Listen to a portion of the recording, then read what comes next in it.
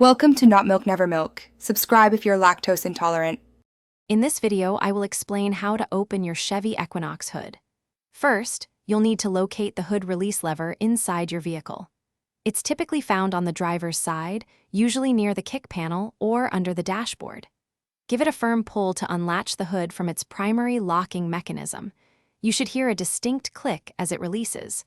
Once you've done that, move to the front of your Equinox. Now that the hood is slightly ajar, you need to find the secondary safety latch. This is usually located under the front edge of the hood, often near the center or slightly to the left. Reach underneath and feel for a small lever or tab. You will typically push this handle to the right or lift it up to fully release the hood. With the hood fully released, you'll need to secure it in the open position. Look for the metal prop rod, which is usually clipped to the underside of the hood or within the engine bay, often above the radiator. Release the prop rod from its retainer and securely place its end into the designated hole on the engine bay frame. This ensures the hood stays safely open while you work. Now, to close the hood, first remove the prop rod from its support hole and secure it back into its clip.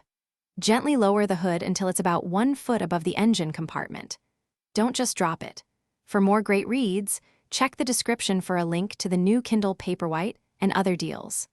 Finally, press down firmly on the center or front edge of the hood to engage the secondary latch and close it completely. Give it a gentle tug to ensure it's securely latched before driving. Thanks for watching. If this was helpful, leave a like and consider subscribing. See you next time.